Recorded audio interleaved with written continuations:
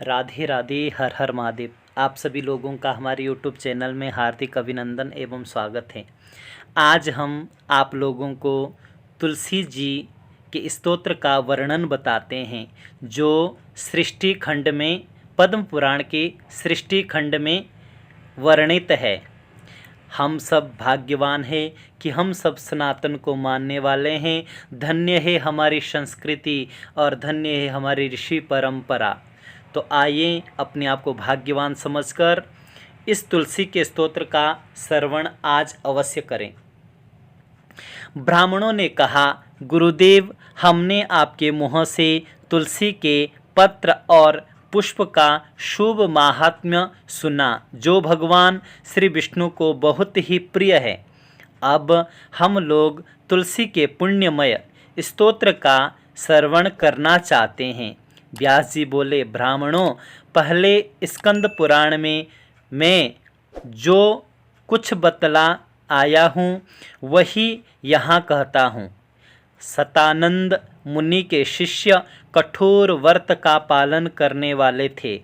उन सबों ने एक दिन अपने गुरु को प्रणाम करके परम पुण्य और हित की बात पूछी। शिष्यों ने कहा, नाथ, ब्रह्मवेताओं में श्रेष्ठ आपने पूर्व काल में ब्रह्मा जी के मुख से तुलसी जी के जिस स्तोत्र का श्रवण किया था उसको हम आपसे सुनना चाहते हैं। शतानंद जी बोले, शिष्यगण, तुलसी का नामोच्चारण करने पर असुरों का दर्प दलन करने वाले भगवान श्री विष्णु प्रसन्न होते हैं। मनुष्य के पाप नष्ट हो जाते हैं तथा उसे अक्षय पुण्य की प्राप्ति होती है, जिसके दर्शन मात्र से करोड़ों गौदान का फल प्राप्त होता है। उस तुलसी का पूजन और वंदन लोग क्यों न करें। कलयुग के संसार में वे मनुष्य धन्य है जिसके घर में शालग्राम शीला का पूजन संपन्न करने के लिए प्रतिदिन तुलसी का वृक्ष भूतल पर लहलहाता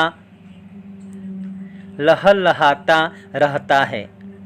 जो कलयुग में भगवान श्री केशव की पूजा के लिए पृथ्वी पर तुलसी का वृक्ष लगाते हैं, उन पर यदि यमराज अपने किंकरों सहित रुष्ट हो जाएं तो भी वे उनका क्या कर सकते हैं। तुलसी, तुम अमृत से उत्पन्न हो और केशव को सदा ही प्रिय हो। कल्याणी, मैं भगवान की पूजा के लिए तुम्हारे पत्तों को चुनता हूँ। तुम मेरे लिए वरदायिनी बनो। तुम्हारे श्री अंगों से उत्पन्न होने वाले पत्रों और मंजरियों द्वारा मैं सदा ही जिस प्रकार श्री हरि का पूजन कर सकूं वैसा उपाय करो। पवित्रांगी तुलसी, तुम कली मल का नाश करने वाली हो। इस भाव के मंत्रों से जो तुलसी दलों को चुनकर उनसे भगवान वासुदेव का पूजन करता है, उसकी पूजा का करोड़ों गुना फल होता है। देवेश्वरी, बड़े बड़े देवता भी तुम्हारे प्रभाव का गायन करते हैं। मुनि, सिद्ध, गंधर्व, पाताल निवासी, साक्षात नागराज, शेष तथा संपूर्ण देवता भी तुम्हारे प्रभाव को नहीं जानते। केवल भगवान श्री विष्णु ही तुम्हारी महिमा को पूर्ण रूप से जानते हैं। जिस समय क्षीर समुद्र के मंथन का उद्योग प्रारंभ हुआ था, उस समय श्री विष्णु के आनंदांश से तुम्हारा प्रादुर्भाव हुआ था। पूर्व काल में श्री हरि ने तुम्हें अपने मस्तक पर धारण किया था। देवी, उस समय श्री विष्णु के शरीर का संपर्क पाकर तुम परम पवित्र हो गई थी। तुलसी, मैं तुम्हें नमस्कार करता हूँ। तुम्हारे श्री अंग से उत्पन्न पत्रों द्वारा जिस प्रकार श्री हरि की पूजा कर सकूं, ऐसी कृपा करो जिससे मैं निर्विघ्नतापूर्वक परम गति को प्राप्त हो। साक्षात श्री कृष्ण ने तुम्हें गोमती तट पर लगाया और बढ़ाया था। वृंदावन में विचरते समय उन्होंने संपूर्ण जगत और गोपियों के हित के लिए तुलसी का सेवन किया। जगत प्रिया तुलसी, पूर्व काल में वशिष्ठ जी के कथनानुसार श्री रामचंद्र ने भी राक्षसों का वध करने के उद्देश्य से सरयू के तट पर तुम्हें लगाया था। तुलसी देवी, मैं तुम्हें प्रणाम करता हूँ। श्री रामचंद्र जी से वियोग हो जाने पर अशोक वाटिका में रहते हुए जनक किशोरी सीता ने तुम्हारा ही ध्यान किया था, जिससे उन्हें पुनः अपने प्रियतम का समागम प्राप्त हुआ। पूर्व काल में हिमालय पर्वत पर भगवान शंकर की प्राप्ति के लिए पार्वती देवी ने तुम्हें लगाया और अपनी अभिष्ट सिद्धि के लिए तुम्हारा सेवन किया था। तुलसी देवी, मैं तुम्हें नमस्कार करता हूँ। संपूर्ण देवांगनाओं और किन्नरों ने भी दुस्वप्न का नाश करने के लिए नंदन वन में तुम्हारा सेवन किया था। देवी, तुम्हें मेरा नमस्कार है। धर्मारण्य गया में साक्षात पितरों ने तुलसी का सेवन किया था। दंडकारण्य में भगवान श्री रामचंद्र ने अपने हित साधन की इच्छा से परम पवित्र तुलसी का वृक्ष लगाया तथा लक्ष्मण और सीता ने भी बड़ी भक्ति के साथ उसे पोसा था।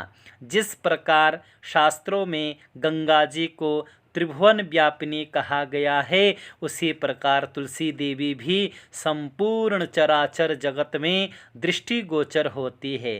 तुलसी का ग्रहण करके मनुष्य पातकों से मुक्त हो जाता है। और तो और मुनीश्वरों, तुलसी के सेवन से ब्रह्महत्या भी दूर हो जाती है। तुलसी के पत्ते से टपकता हुआ जल जो अपने सिर पर धारण करता है, उसे गंगा स्नान और 10 गोदान का फल प्राप्त होता है। हे देवी, मुझ पर प्रसन्न होवो। देवेश्वरी हरिप्रिय, मुझ पर प्रसन्न हो जाओ। क्षीर सागर के मंथन से प्रकट हुई तुलसी देवी, मैं तुम्हें नमस्कार करता हूँ। द्वादशी की रात्रि में जागरण करके जो इस तुलसी स्तोत्र का पाठ करता है, भगवान श्री विष्णु उसके 32 अपराध क्षमा करते हैं।